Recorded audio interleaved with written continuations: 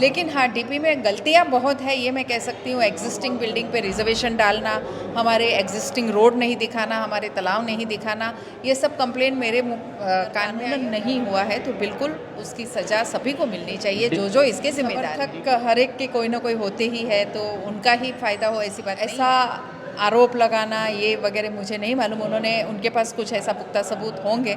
नमस्कार। दिवाली के धमाके हो रहे थे लगातार और दिवाली के बाद भी धमाकों की गूंज अब तक सुनाई दे रही है।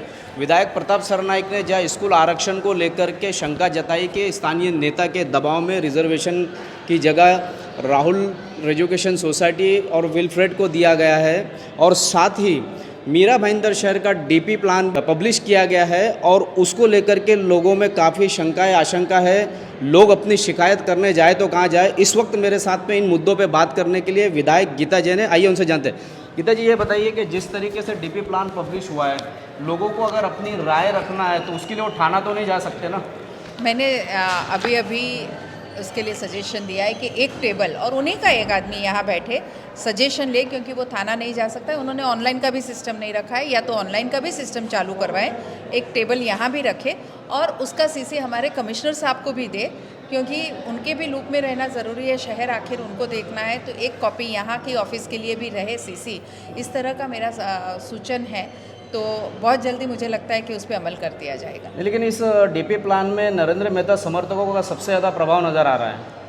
देखिए, इस बात में मैं जब तक डीपी पूरा देखूंगी नहीं, और मेहता समर्थक और ये समर्थक, ये बात मुझे नहीं पता है, लेकिन मैं इन सब बातों को नहीं मानती। समर्थक हर एक के कोई ना कोई होते ही है, तो उनका ही फ़ायदा हो ऐसी बात नहीं है। लेकिन हाँ, डीपी में गलतियाँ बहुत है, ये मैं कह सकती हूँ। एग्जिस्टिंग बिल्डिंग पे रिजर्वेशन डालना, हमारे एग्जिस्टिंग रोड नहीं दिखाना, हमारे तालाब नहीं दिखाना, ये सब कंप्लेंट मेरे कान में आई। और मैंने तो अभी सिर्फ पार्ट ऑफ डीपी देखा है, यहाँ लगा हुआ था तो, पर उसमें मैंने भी नोट किया, क्योंकि भाईंदर वेस्ट का मेरा इलाका है, तो मैं देख रही थी कि इतनी जूनी बिल्डिंगें में ना उधर रोड दिखाए गए हैं, ना एग्जिस्टिंग कोई तालाब या और कोई जहाँ मेन रिजर्वेशंस की ज़रूरत है वहाँ कोई ऐसे रिजर्वेशन अभी तक तो मुझे नहीं दिखे। तो बहुत जल्दी मैं पूर्ण डीपी का अभ्यास करके बिल्कुल अपनी राय इस पे दे सकती हूँ कि क्या है क्या नहीं।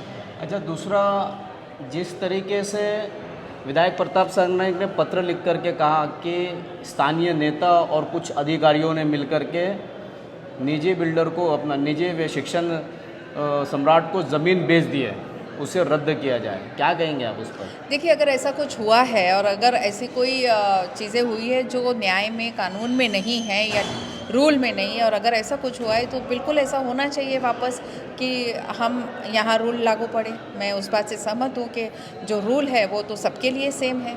लेकिन ये ऐसा पहली बार हुआ है कि उन्होंने अधिकारियों पे भी आरोप लगाया कि इसमें अधिकारियों ने अपनी जेब गर्म किए करके। देखिए, ऐसा आरोप लगाना ये वगैरह मुझे नहीं मालूम। उन्होंने, उनके पास कुछ ऐसा पुख्ता सबूत होंगे। मैंने अभी उस बारे में कोई सोचा भी नहीं और कोई तहकीकात नहीं की, या मेरे पास ऐसे कोई सबूत भी नहीं है कि मैं किसी पे आरोप लगा सकूं। लेकिन मैं इतना ज़रूर कह सकती हूँ, कुछ भी अगर कानूनन नहीं हुआ है तो बिल्कुल उसकी सज़ा सभी को मिलनी चाहिए, जो इसके जिम्मेदार हैं। डीपी प्लान को लेकर के आप कितना अपने आप को मानते हैं कि सही है? मैं फिर कहती हूँ कि मैंने एक पार्ट ऑफ डीपी जो स्टडी किया, उसमें मैंने आपको इतनी सारी गलतियाँ बता दी कि एग्जिस्टिंग बिल्डिंग पे रिजर्वेशन डालना, जो बिल्डिंग 70s से बनी है उस पे रिजर्वेशन डालना, हमारे जूने से जूने रोड को अभी तक नहीं बताना, ये उतने पार्ट की गलतियाँ मैंने निकाली है जो बिल्कुल भी स्वीकार्य नहीं होगी। तो उसके लिए मेरे को बैठ के पूरे का पूरा एक शीट पे जहाँ हरकत डालना पड़ेगा। आपका ऑब्जेक्शन क्या क्या रहने वाला है?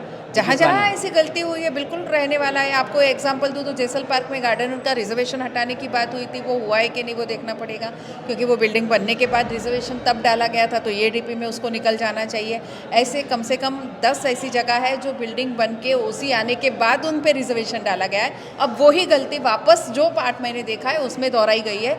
एग्जिस्टिंग बिल्डिंग पे जो आज 40-50 साल पुरानी बिल्डिंग है उस पर भी रिजर्वेशन डाला गया है। तो इसके पीछे क्या राज हो सकता है? देखिए, वो तो मुझे नहीं मालूम। मैं अधिकारी से बात करके पूछूंगी कि आपने ये बनाया कैसे, मुझे उनसे बात करनी पड़ेगी। तो ये थी विधायक गीता जैन। इन्होंने खुल कर के डीपी प्लान और स्कूल सम्राट को जिस तरीके से ज़मीन आवंटित की गई है उस पर अपनी बेबाकी से उन्होंने राय रखी। इसी तरीके की खबरों के लिए मेरे यानी शकील शेख के साथ बने रहे, देखते रहे सिटी न्यूज़ मुंबई।